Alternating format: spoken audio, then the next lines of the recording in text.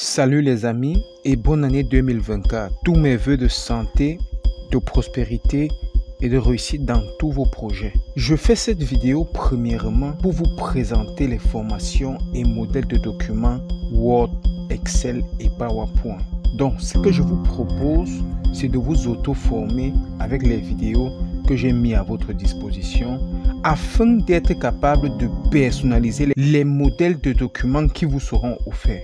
Ensuite, je vais vous présenter quelques business que vous pouvez lancer grâce à vos connaissances acquises en bureautique afin que cela puisse vous aider à générer des revenus.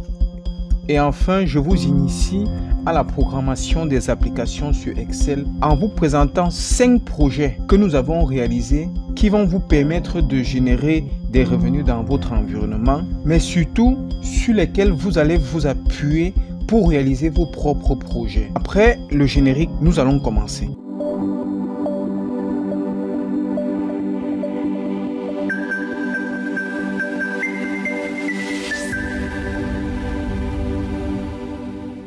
Présentons d'abord tous les éléments que j'ai apprêtés pour vous permettre d'avoir une excellente formation en bureautique. Voilà, je suis sur mon disque dur, j'accède à mon dossier. Bureautique, c'est un dossier qui a une taille d'à peu près 17,6 Go. Donc dans bureautique, nous avons le dossier formation, les modèles et les projets. Donc dans le dossier formation, j'ai les formations que j'ai sélectionnées, en fait que j'ai estimé être très importantes pour votre formation. Donc ici là, j'ai 2 disques de formation interactive. En plus d'avoir des formations vidéo de A à Z, j'ai des formations aussi interactives. Ceci, comme vous voyez, c'est une formation vidéo sur Word et sur Excel. Et nous avons 2 formations interactives. Si je vous présente ces formations, vous allez vous-même voir comment ces formations sont interactives. Voici la formation interactive sur Word 2007. Je vous conseille vraiment de commencer par ces formations interactives parce que en réalité, ce sont des formations qui vous permettent d'interagir avec le formateur. Donc, nous avons aussi la formation interactive sur Excel. Voilà, la voici ici. Voilà, ce sont des formations interactives. Voilà, donc vous appuyez, vous formez. À chaque fois, on va vous poser des questions et vous allez répondre avant que la formation doit continuer. Donc, elle vous oblige à vraiment participer à la formation. C'est pas comme des vidéos que vous suivez et que la vidéo ne peut pas parler avec vous. Ici, la formation vous pose des questions et vous allez répondre au fur et à mesure, vous allez avancer ensemble. Donc, voilà ce que je vous propose comme formation. Ici, j'ai Excel et MySQL. Si vous avez déjà un peu avancé sur Excel, ces vidéos vont vous aider pour parvenir à faire des choses un peu avancées. Donc, vous voyez la gestion locative. Les 5 vidéos sur la gestion locative vont vous aider à pouvoir programmer une application complète sur Excel. Je vais vous présenter le fonctionnement de cette application après. Donc, voilà un peu tout ce que je vous offre. Vous avez le public postage, vraiment vous devez maîtriser ceci pour des raisons que je vais vous expliquer plus tard. Donc la programmation sur Excel, vous allez parvenir à programmer des applications sur Excel. Donc maintenant, si je rentre ici, nous avons par la suite le dossier modèle. Il contient tous les exemples de documents qu'on peut souhaiter réaliser sur Word, Excel et PowerPoint. Qu'importe le domaine dans lequel vous êtes et que vous voulez utiliser la bureautique pour parvenir à réaliser certains de vos travaux, vous allez rencontrer ici les exemples de documents qui ont déjà été réalisés. Donc j'ai des CV, j'ai des devis, j'ai des rapports, j'ai des tableaux d'honneur, j'ai des cartes scolaires. La vérité, c'est que j'ai pensé mettre dans ce dossier tous les exemples de documents qu'on peut chercher à vouloir monter sur Word, sur Excel et sur PowerPoint, afin que lorsque vous allez chercher à réaliser un document, forcément on aura déjà certains exemplaires de documents qui ont été réalisés ici et vous allez juste ouvrir et modifier. Dans ces modèles de documents, nous pouvons avoir par exemple des CV, on peut avoir des rapports, on a des factures, on a des offres de services, on a des affiches publicitaires comme ceci, on a des tableaux d'honneur, on a des lettres de recommandation, on a même des cartons pour bulletins. Bref, il y a tellement de documents à l'intérieur que vous allez fouiller pour voir exactement. Donc si je suis par exemple sur PowerPoint, on a des billets d'invitation, on a des éléments qui vont nous aider à pouvoir effectuer des montages comme ceci. Vous voyez, il y a presque tout dans ce dossier. Il y a pour faire des billets de mariage, des éléments qu'on peut utiliser pour embellir les documents. Donc vous voyez, ensuite il y a un peu des billets de mariage, des invitations, des trucs pour mariage. Bref, voilà un peu les trucs PowerPoint qu'on peut avoir à l'intérieur. Ça c'est juste des exemples parce que quand vous allez fouiller, vous allez vous rendre compte qu'il y a presque tout à l'intérieur. Au niveau d'Excel, on peut avoir par exemple des procès verbal pour examen blanc, des listes d'enseignants, on a des tableaux de bord, on a des bulletins de notes, on a des applications de gestion de notes, on a aussi des applications de gestion des bulletins. Oui, il y a des facturiers.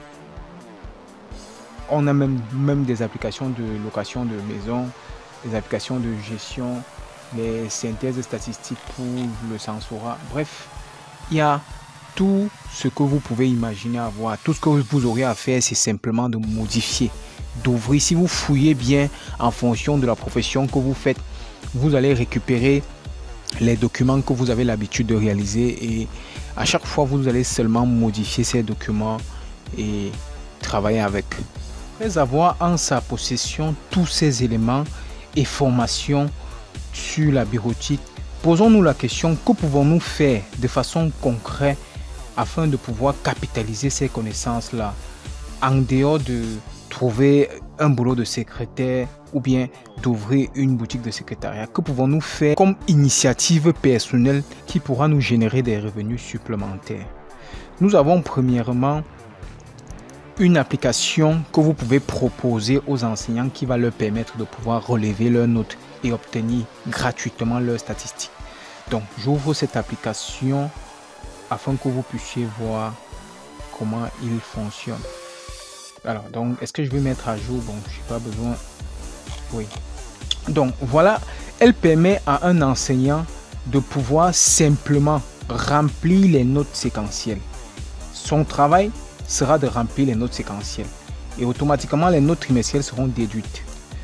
Avant de le faire, il faut que l'enseignant inscrive les enfants ici. C'est ici qu'on inscrit les enfants. Ici, tu peux inscrire l'enfant et que ce n'est même pas rangé par ordre alphabétique. Il n'y a pas de souci. On entre les noms des enfants ici et automatiquement, ça se range par ordre alphabétique ici sur la fiche.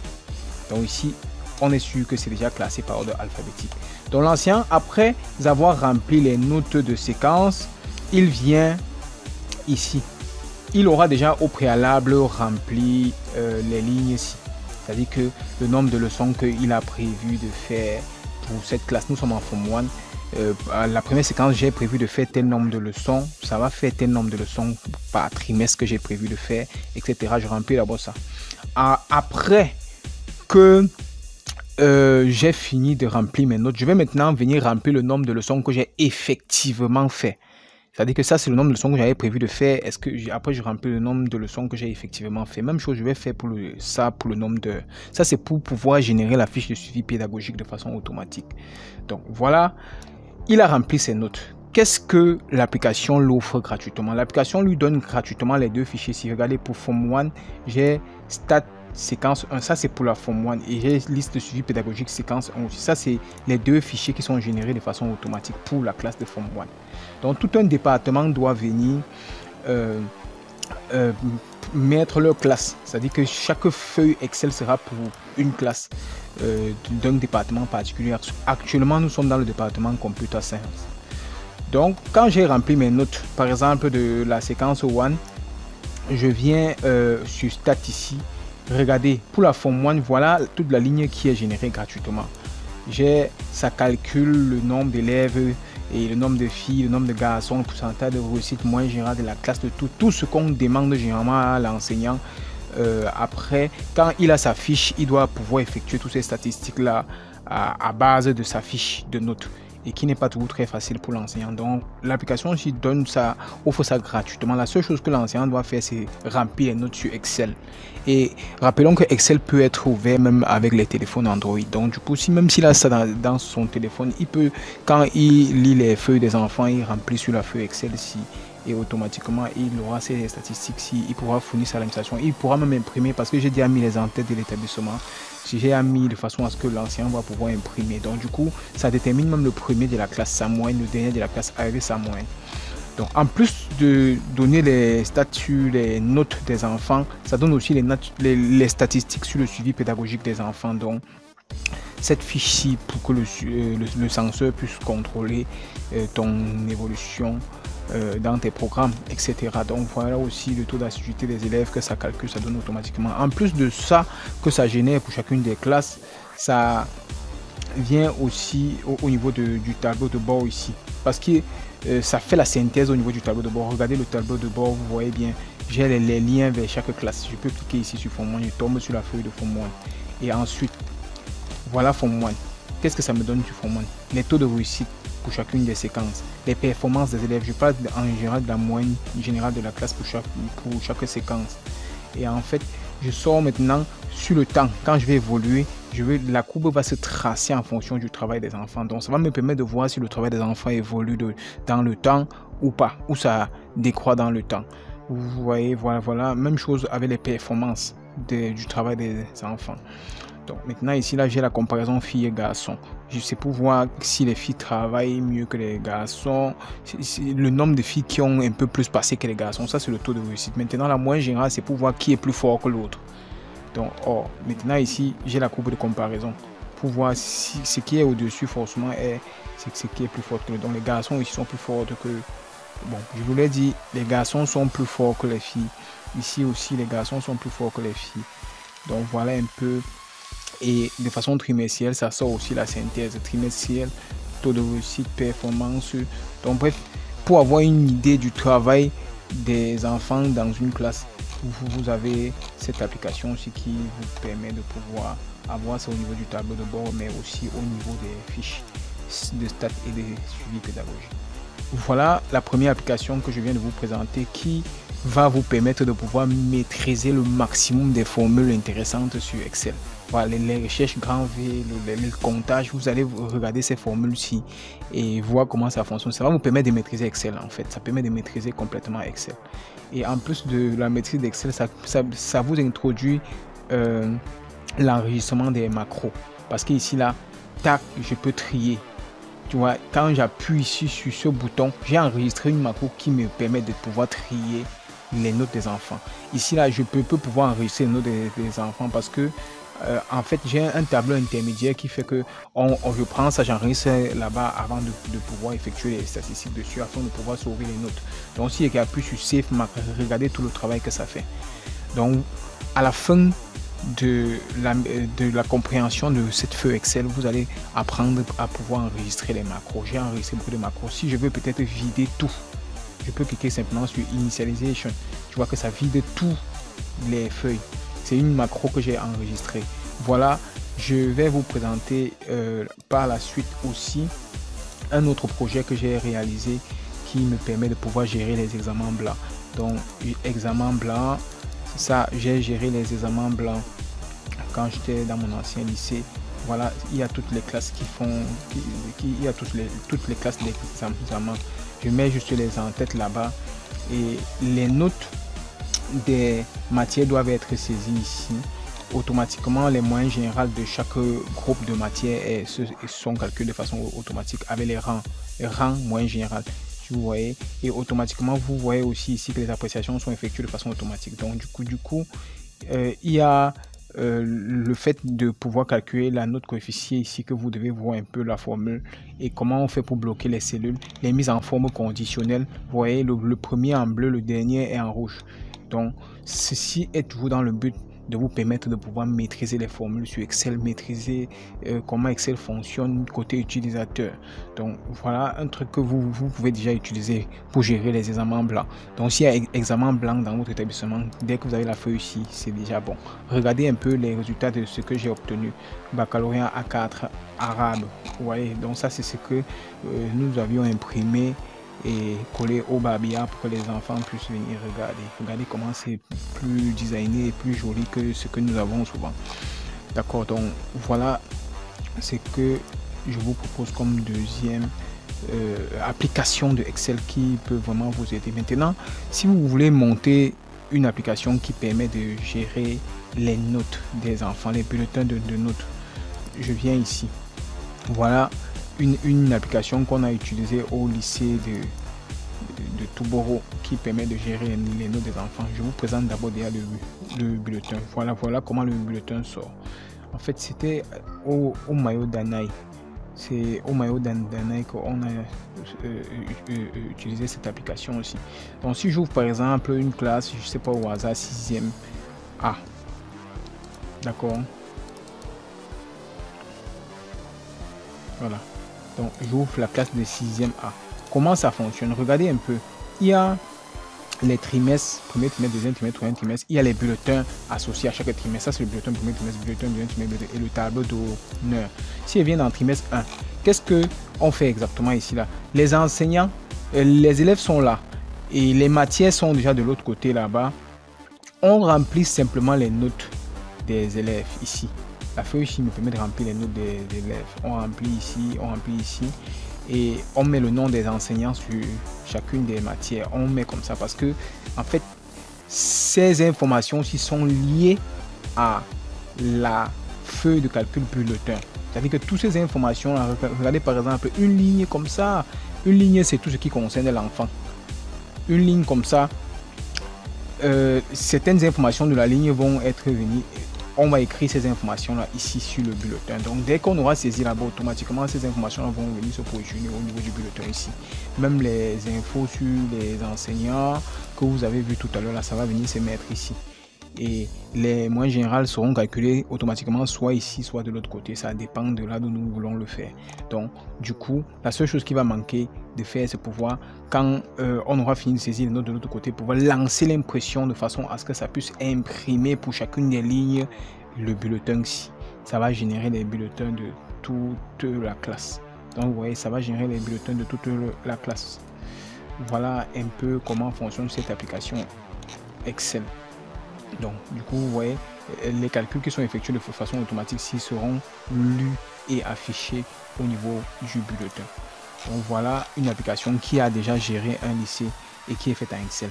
Je vous conseille de pouvoir regarder de fond en comble les formules qu'on a écrites pour maîtriser en fait le but de tout ça, c'est de maîtriser Excel. Parce que les deux applications, disons les trois applications que je viens déjà de vous présenter avec ceci vous permettent de maîtriser Excel. Je vous assure, si vous parvenez à comprendre, à être capable de faire ça, c'est que vous êtes excellent sur Excel, côté utilisateur bien sûr. Et la seule chose qui va vous manquer après, ça sera la programmation. Donc, on va par la suite, avant de passer à la programmation, je vais vous présenter ce business-ci que j'ai eu à profiter énormément lorsque j'étais dans mon ancien lycée.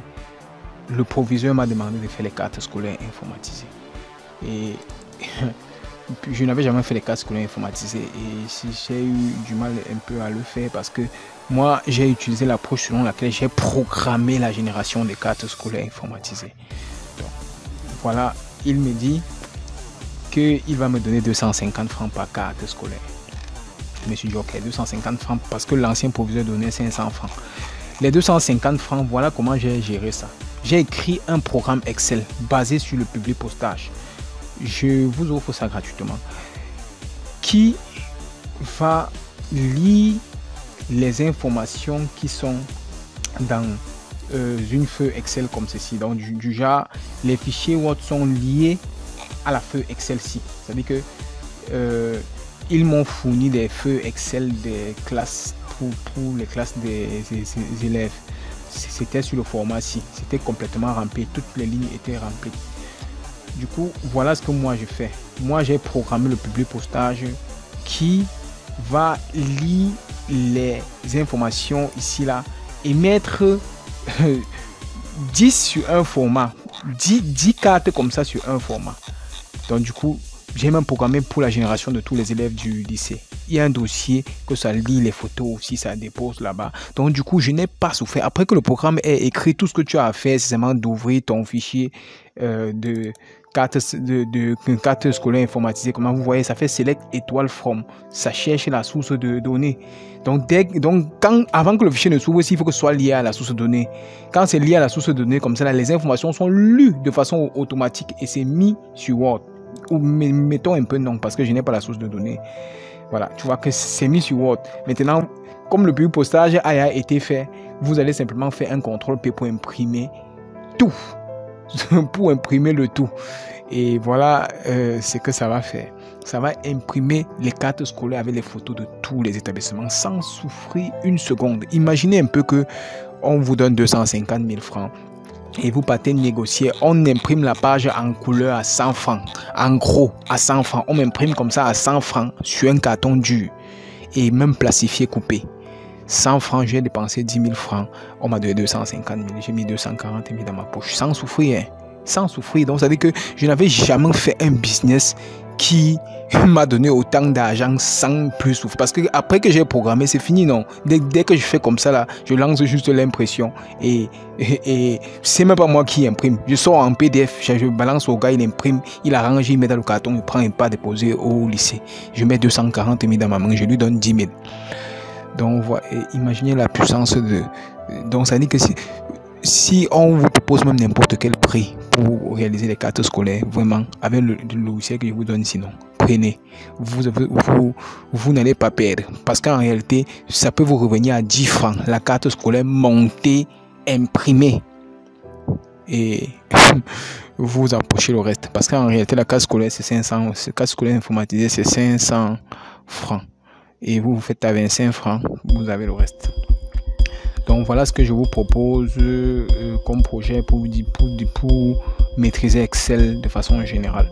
La seule chose qui manque à vous présenter, c'est la programmation. Comment on fait pour programmer les applications sur Excel. Donc, on commence par le premier projet tout à l'heure.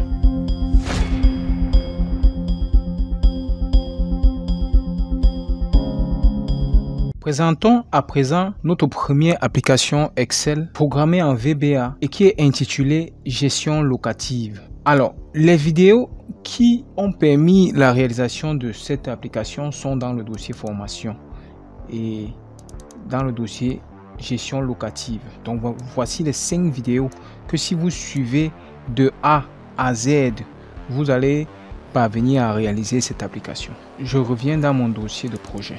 Ouvrons cette application et on explique un peu comment ça fonctionne. Projet VBA, Théo, et l'application c'est simplement gestion immobilière. Apps gestion immobilière, donc c'est ceci que j'ouvre. Lorsque c'est ouvert, je vais essayer de me connecter. Connexion, j'entre mon login et le mot de passe. Ensuite j'appuie sur connexion. Là, je suis connecté comme super administrateur. OK. Voilà. Étant connecté, vous voyez exactement les feuilles de calcul ont été activées. Donc, à l'accueil, voilà le tableau de bord. Cette application permet à un bailleur de pouvoir gérer ses locataires. Bref, si c'est un bailleur qui possède une cité universitaire, ça va gérer. Parce que dans ce cas, le loyer est payé sous forme de contrat annuel. Donc ça gère ça. Et si c'est aussi un bailleur qui possède simplement des cités ou bien des appartements ou des maisons à louer qui sont à chaque fois payés par mois ça gère aussi. Donc qu'importe la situation, si j'ai déjà une cité ou bien les maisons que je loue, l'application aussi est idéale pour gérer mes locataires avec leur paiement respectif. Donc, ok, donc je présente. Voici le tableau de bord qui comptabilise le nombre de propriétaires que j'ai actuellement dans mon application. Le nombre de locataires, j'ai 7 locataires. j'ai 5 maisons. Le nombre de souscriptions, je vais vous expliquer exactement ce que ça veut dire souscrire à une maison. Un locataire souscrit à une maison. Donc voilà, je vais expliquer ça par la suite. Les propriétaires. Donc au départ, il est question de pouvoir enregistrer tous ceux qui sont en charge de la gestion de la maison. Donc les concierges, vous voyez un peu, comme ceux qui vont s'occuper de pouvoir faire payer les employés. Voilà, donc c'est eux qu'on appelle les propriétaires. Je peux ajouter comme ceci, après je valide, ou bien je peux simplement sélectionner et modifier. Vous voyez, et après je fais un changement particulier et j'enregistre. Je peux sélectionner et supprimer. Donc ça gère les propriétaires, ça gère les maisons. Voilà, j'ai des maisons.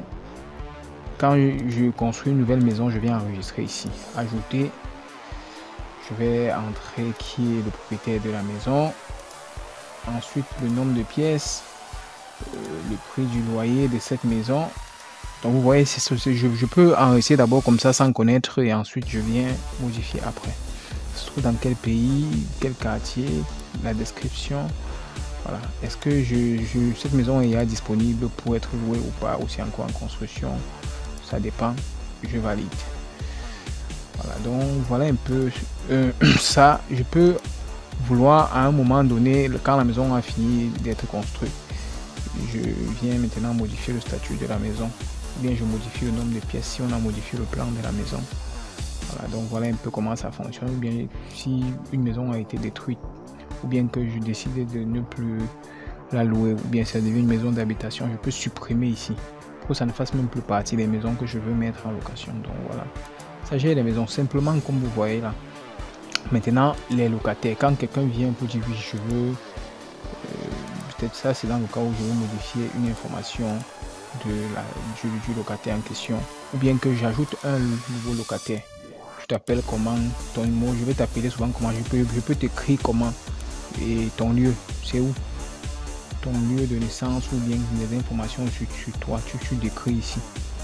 Voilà, donc quand j'ai pris tes informations et tes contacts, voilà, je peux te contacter par phone ou bien par email. Donc voilà un peu, je peux te modifier si une information a été changée ou pas. Voilà, je gère mes locataires ici. Ensuite, les souscriptions. C'est quoi une souscription? Une souscription, c'est simplement un contrat. Quelqu'un vient pour dire, bon, je veux louer telle maison. Et si on d'éditer une souscription, on voit un peu les informations. Voilà, la maison, ça dit que la maison qui est le demandeur, celui qui décide, qui demande à louer la maison, c'est qui? Quand? La date de la souscription, tu as souscrit à la maison quand? Le montant, c'était pour un montant de combien? La maison coûte combien?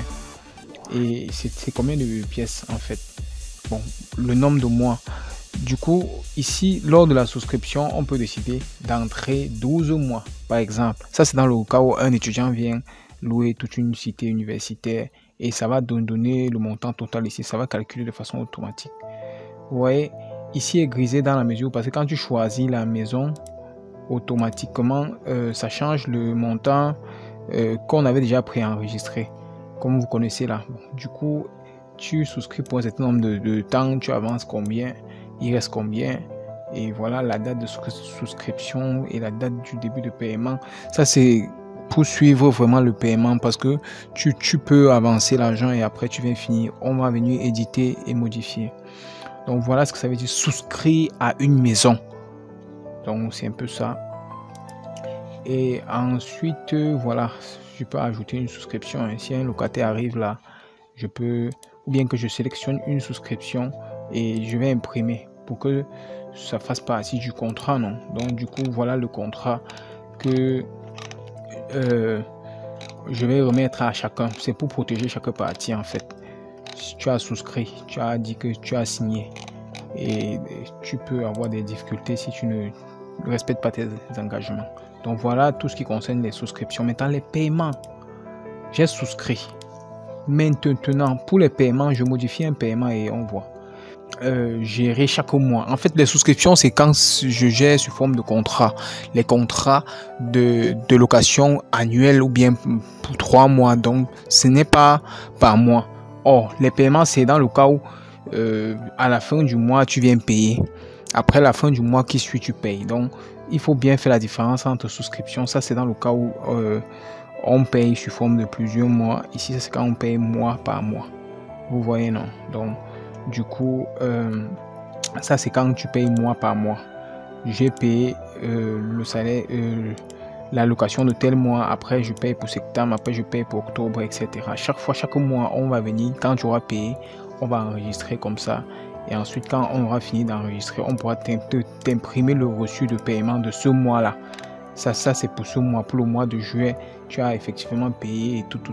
Le propriétaire a signé. On te remet pour que tu gardes. Il ne faut pas que le propriétaire dise un jour que tu ne payes pas la location et il te porte plainte. Donc, tu vas sortir ça pour justifier avec. Donc, voilà un peu comment ça fonctionne. C'est simple et ça résout vraiment le problème. Voilà la base de données, là d'où les données viennent s'enregistrer dans les feuilles quand on a effectué les transactions au niveau du tableau de bord ici. Voilà ce que je voulais vous présenter pour le premier projet, qui est vraiment le projet que je souhaite que vous essayez de le réaliser à nouveau en suivant les vidéos pour maîtriser la programmation en Visual Basic sur Excel. Merci. On passe au second projet.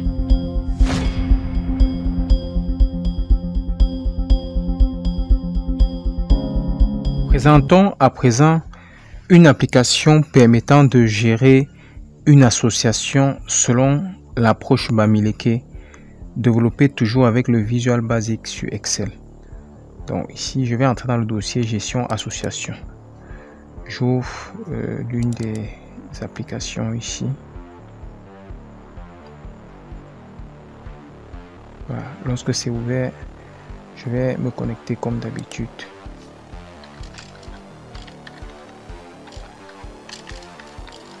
Et j'appuie sur connecter. Ah, je suis connecté en tant que super administrateur. Voilà. Lorsque c'est connecté, je clique ici sur le bouton pour lancer l'application. Donc voilà l'application en question permettant de gérer l'association. Je vous la présente. Le premier bouton, c'est le tableau de bord qui présente de façon générale l'état des différentes transactions qui sont effectuées au niveau de l'application. Nous avons les adhérents, 11 adhérents. Voilà ce que nous avons dans les caisses pour les cotisations, les événements, fonds de caisse, les sanctions et la trésorerie. Bon, disons que voilà les adhérents que nous avons et la situation de chaque adhérent. Allons sur le deuxième bouton qui permet de gérer les adhérents. Donc voilà les différents adhérents que nous avons. Ces adhérents sont ici au niveau du tableau de bord. Donc voilà, c'est sous forme de liste ici. Un nouveau adhérent peut arriver, on l'ajoute comme ça et on upload même avec sa photo, ou bien on peut simplement sélectionner un adhérent et on modifie son profil. Vous voyez, s'il y a certaines informations à changer, je change et je valide. Bon, ici, je peux ajouter d'autres fonctions. Vous voyez, donc parmi les fonctions qui existent déjà, je peux ajouter une autre fonction comme ceci. Et même chose avec le service rendu, je peux ajouter un autre service rendu au niveau de l'association. Donc voilà un peu en gros pour les adhérents. Ici j'imprime la liste de tous les adhérents. Ok, le bouton le plus intéressant, c'est le bouton permettant de gérer les cotisations. Vous allez vous rendre compte que voilà un peu un état sur les cotisations. Voilà le matricule des adhérents. Donc voici les adhérents, voici les cotisations. Et voilà la situation de chaque adhérent par rapport aux cotisations. Ici, vous voyez, celui-ci a bouffé. Celui-ci n'a pas encore bouffé. Donc, en réalité, c'est lui qui est censé bouffer pour la cotisation-ci. Donc, on peut savoir qui il est. Il s'appelle Tendormo, comme ça. Le voici ici. Donc, si je double-clique sur lui, il est à 0 francs. Il n'a pas encore bouffé. Du coup, si on veut qu'il bouffe, on peut directement venir dans Tontiner. Bien ici, on peut toujours ajouter, modifier comme vous connaissez, bien ajouter une autre catégorie. Voici les catégories. Actuellement, on considère dans la situation la tontine obligatoire fixe. Obligatoire fixe, ça veut dire que tout le monde doit cotiser 1000 francs. La grande tontine fixe, tout le monde doit cotiser exactement 10 000. Quand on dit petite tontine variable 5 000, ça veut dire que tu peux cotiser entre 100 francs et 5 000. Ça dépend de toi. Tu cotises le montant que tu veux, mais que ça ne doit pas dépasser 5 000. En fonction de ce que tu auras cotisé, les autres vont aussi te cotiser ce que tu leur avais cotisé lorsqu'ils avaient bouffé. Donc c'est comme ça que ça fonctionne, les tontines variables. Du coup, je peux encore ajouter, je peux ajouter d'autres catégories de tontines. J'ajoute, voilà, vous voyez, il y a beaucoup d'options. Je peux ajouter le type. S'il y a d'autres types qui se créent, bon, on peut ajouter comme ça, c'est extensible. Voilà, donc je ferme tout et je viens maintenant. Le bouton le plus important, c'est le bouton de tontiner. Si je regarde celui-ci, ça peut être Tendommo Dallon, il n'a pas encore bouffé la tontine ci. Je peux venir maintenant au niveau de tontiner. Je clique sur tontiner. Voilà. Et lorsque je clique sur tontiner, je me rends compte que voilà tous ceux qui ont déjà bouffé. L'état est à OK. Voilà, ça, c'est tous ceux qui ont déjà bouffé. Donc, vous voyez, ce Tendommo là n'a pas encore bouffé. D'accord, donc il a bouffé la tontine fixe de 1000 francs. Donc du coup ça donne un montant de 8000 francs. Voilà ce qu'il a bouffé.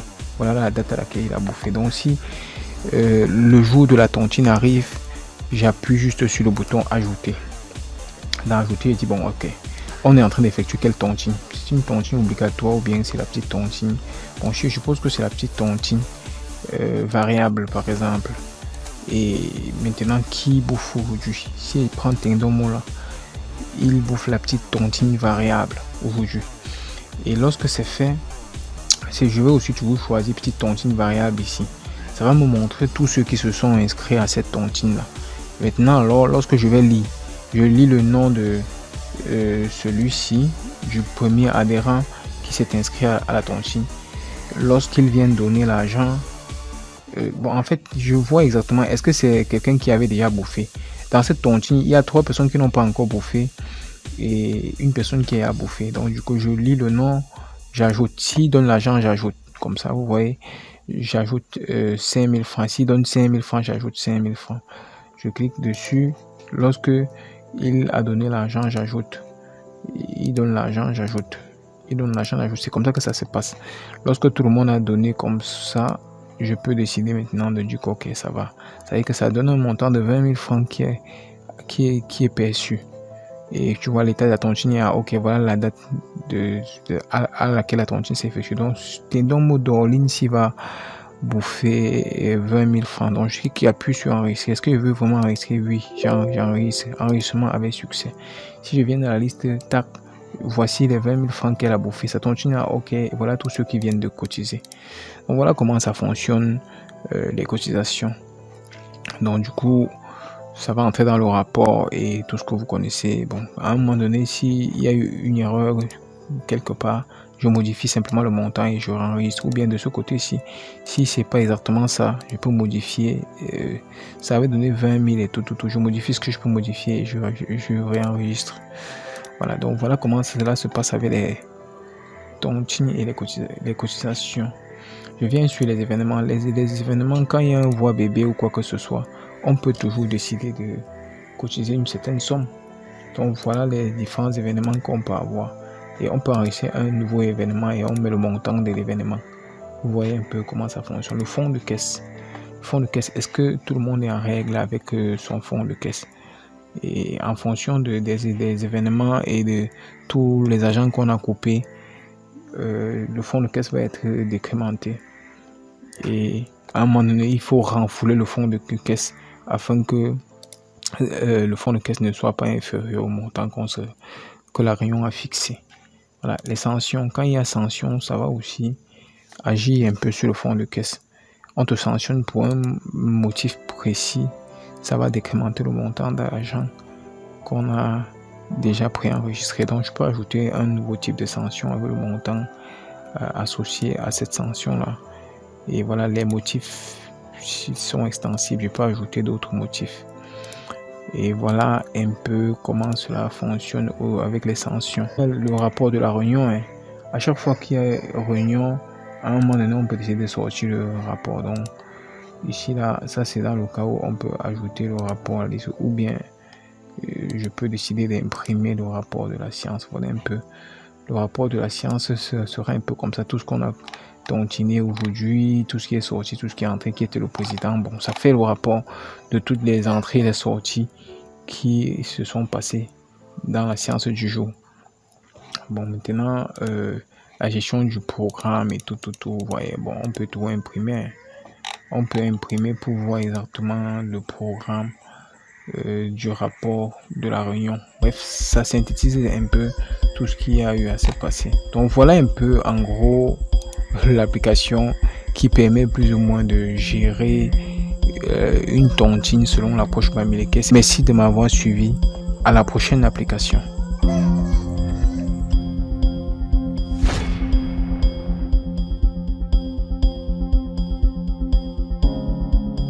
Présente à présent une application qui permet de calculer l'autoconsommation des plaques solaires à partir des données récupérées d'un site web distant.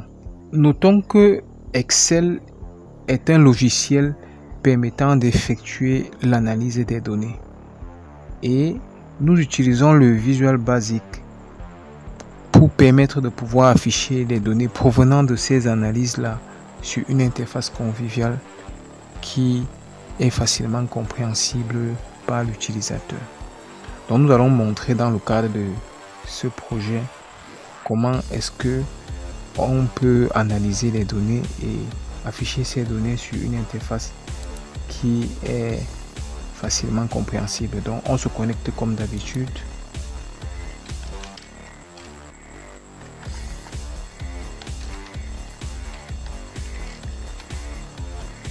Voilà, je clique sur connexion. Connexion toujours en tant que super administrateur. Nous allons premièrement constater que les données que l'on souhaite analyser sont déjà chargées dans les feuilles de calcul. Donc voilà, la dernière feuille permet de calculer l'autoconsommation que nous voulons faire exactement. Donc ici, on a certains paramètres et certaines sauvegardes des résultats particuliers que on a chargé dans les feuilles de calcul. Donc ces données-ci seront récupérées par l'application qui se trouve au niveau de l'accueil ici. Voilà notre interface que nous pouvons réutiliser dans le cadre d'un autre logiciel d'analyse de données. Et voilà, on a le petit 1. Cliquons un peu partout pour voir un peu comment l'interface a été designée. Voilà un peu le design.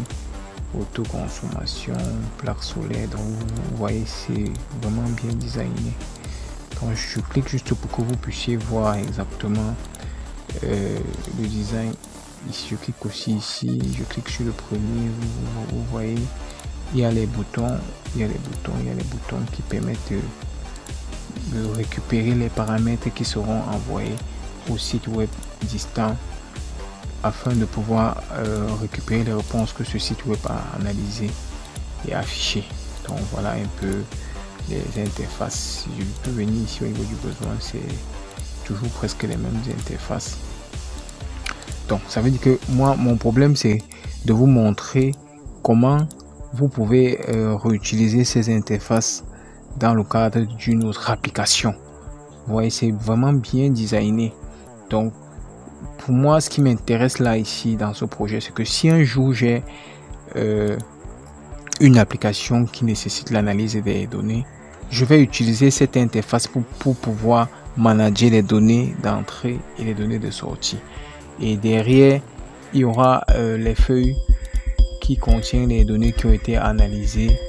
Et devant, on va pouvoir visualiser ça de façon conviviale. Donc voilà un peu en gros ce que je voulais vous présenter dans le cadre de cette application. Merci de votre aimable attention et à la prochaine application.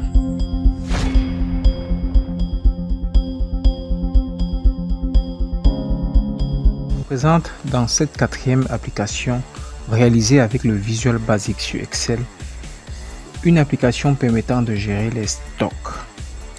Version 1. Voilà. L'application étant lancée, je me connecte comme j'ai l'habitude de le faire.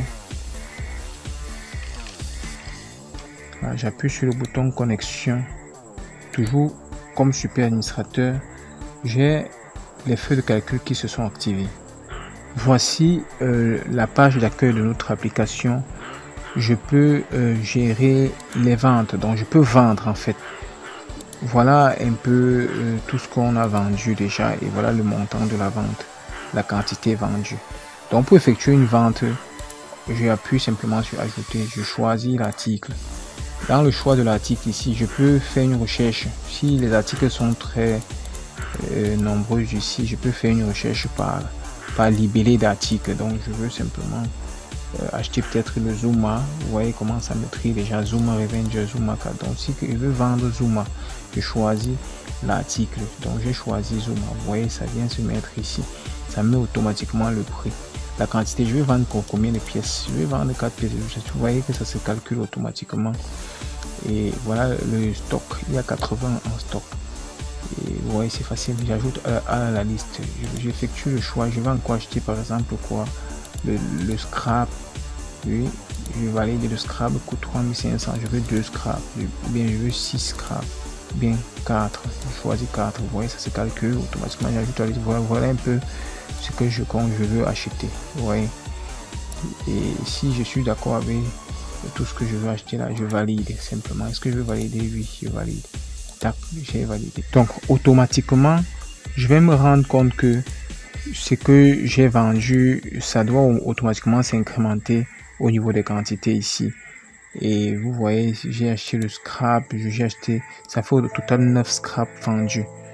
Donc maintenant, voilà, je peux modifier, je peux décider de modifier une vente. Comme par exemple, je viens de vendre là, je peux modifier le montant de la vente et après je valide. Donc en fait, ici, cette application me permet simplement de vendre, donc de vendre très rapidement à des clients sans toutefois m'intéresser qui a acheté ou pas, récupérer les informations de l'acheteur ou bien du vendeur. Ça m'intéresse pas pour l'instant, donc je vais simuler les achats. C'est la même chose. Si je veux approvisionner mon stock, je vais approvisionner mon stock en peut-être Zuma. Oui. Si je ne veux pas effectuer, si les produits sont nombreux, je fais une recherche à la volée ici, par libellé ou bien par code. Ça dépend de moi. Donc je peux faire comme ça. Vous voyez, ça fait la recherche à la volée. Donc si je veux approvisionner mon stock de Zuma, je choisis comme ça. Voilà le prix. J'ai acheté à combien? J'ai acheté à 4000 francs. Vous voyez un peu, j'ai acheté à 4000 francs. La date d'achat, donc ici là, le champ de date n'a même pas été implémenté. Donc 2024. J'ai acheté le 12/11/2024. Bon, j'ai acheté combien de Zuma? J'ai acheté 6. Je valide. Oui, tac. Enregistrement avec succès. Donc, vous allez vous rendre compte que forcément, la quantité achetée s'est incrémentée. Et voilà un peu, je peux modifier comme vous pouvez le voir et après j'enregistre toujours. Donc ça gère les ventes et les achats, les entrées et les sorties, ou bien les sorties et les entrées. La gestion des articles maintenant, ça fonctionne comment?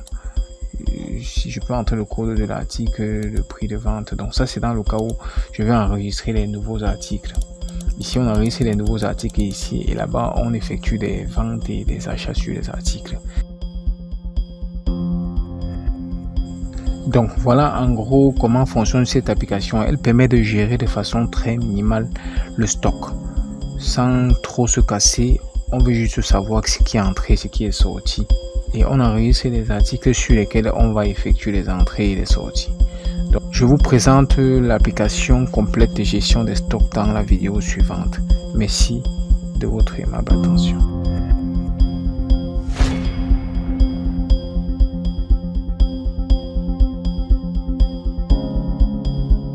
À présent l'application de gestion des stocks qui est un peu plus avancée que celle que nous avons présentée précédemment. Donc là voici gestion des stocks version 4. Alors on se connecte comme on a l'habitude de le faire. Voilà, donc je me connecte toujours sur le super administrateur. Voici le tableau de bord qui présente effectivement comment est-ce que notre stock évolue dans le temps et avec les bénéfices bien sûr. Donc je peux savoir exactement si je suis en train de gagner ou en train de perdre dans mes transactions. Donc je vais lancer l'application ici. Je lance l'application. Voilà comment l'application se présente.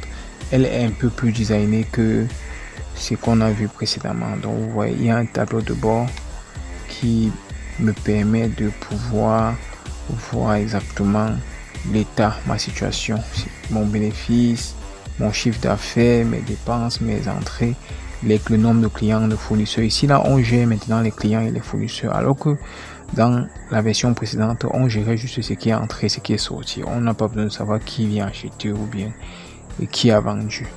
Ici voilà toujours les produits. On peut ajouter un produit, on peut modifier le produit avec les quantités à chaque fois. Donc du coup il y a ce bouton qui permet de pouvoir ajouter les catégories de produits. Donc c'est un peu plus avancé.